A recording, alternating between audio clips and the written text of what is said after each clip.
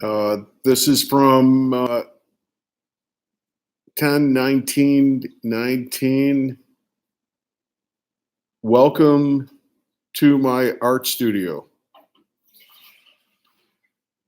When I was really young, just starting out, I cared about fame, but not really. When push came to shove, I always chose to do and say what I want. And the fame chasers were always chasing the standing ovation, the good review, the right time to give the casting director a shoulder rub. They weren't really creative, you know? They were creative like ad men are creative. Public relations executives. They weren't concerned with authenticity or their truth. They were concerned with people pleasing, people defined as people with money. They struggled to create a persona, a brand that would get over. I was a young fool. I thought they were all like me, that they thought like I did. I didn't understand how different we were. I hung around them and they tried to destroy me. That's just what they do. They found my sincerity to be immoral. Welcome to my art studio, or welcome back. I choose personal and intimate connection over fame or money. I would rather do honest work for a livelihood. I teach and say and do what I want in my art. If you want to give me money for doing and saying what I want, I'll gladly take it, but I won't work to get it. I'm too busy working on doing and saying what I want, not from mere desire, but from my own authenticity. So it's not likely that you will give me money unless you are a patron who wants to serve the collective. And who are we kidding? Do people who fit that description even exist anymore? And as for fame, I like people, I like attention, but I want real enthusiasm. You know what I mean? Real connection. Do I have the capacity to have a million friends? I felt real sadness when Elijah Cummings died. When John Belushi died, I went to New York to go to a party. Why am I writing this now? It has taken me a long time to figure this out, to unsuccessfully figure it out. But each time I get deeper into it, you know? I believe in absolute truth, but I know it's unattainable. I knew some fiction writers who were so convinced they got it. Ridiculous figures, ripe targets for the comedians that I know, but that work is beyond them. The fiction writers think they know. The comedians are nihilists, in it for the money and broads, as limited as the poor, dumb working stiffs who think work can only put food on the table. Comedians are materialists. They call their word material. They can never get near the truth, trapped in their form, needing to be funny, not accepting that real humor only occupies natural spaces and can't be summoned on demand. The requirement of inducing laughter smothers their free expression. Their art only goes as far as their marketing will allow. The greatest comedians outgrow comedy. I used to revere Richard Pryor and George Carlin, and now I remember them fondly, like good high school teachers.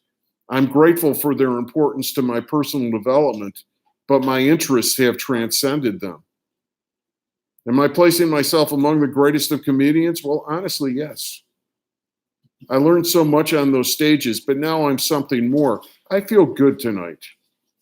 Don't think me arrogant. Every once in a while, you have a day in your life when your life makes sense. You see everything that you did by choice and happened to you by fate, and you appreciate the who, what, and where, and how you are. I thank God that I was exiled from comedy. The exile sent me to the breadth and depth of the world and wondering what's next. At the skilled nursing facility, the old people teach a course in living in the moment. All sorts of great things happen to them, and then they die. Maybe someday I will get money for this stuff. The old lady has a boyfriend. No one saw that coming. And they connected simply by being themselves.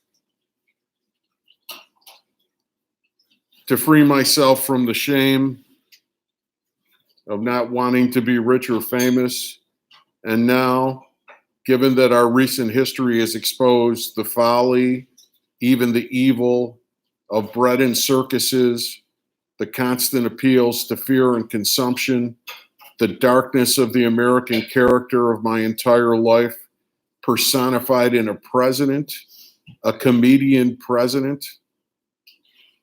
I thought I was a comedian. I wasn't. Near the end of that false occupation, I heckled the audience.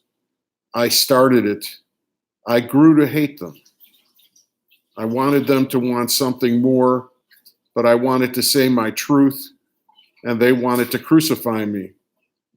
I got off the cross in time. Codependence won't lead to redemption. My peers in comedy found their niches. Some were real friends, but our connection had nothing to do with performance. It was based on our shared humanity.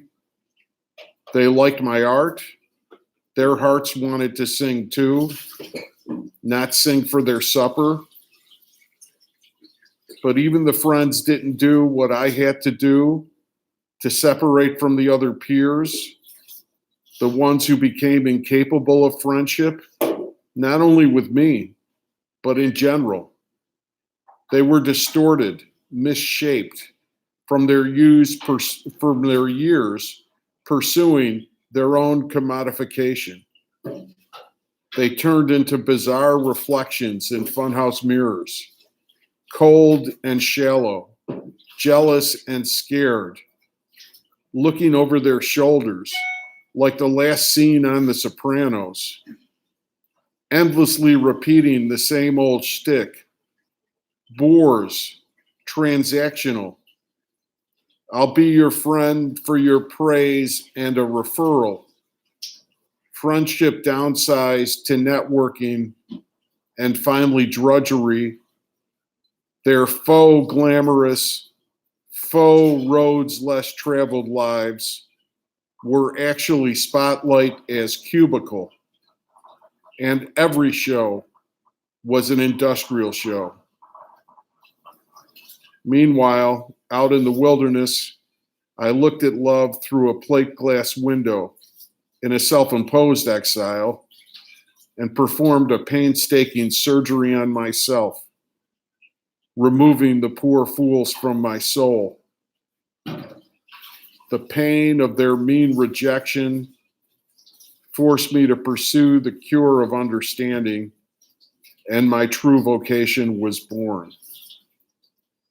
Life is a process of separation and union, retreat from ignorance, and embrace of enlightenment. Welcome to my art studio.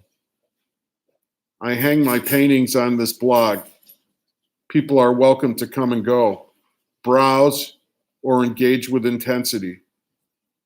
Their presence warms me and is part of what I do.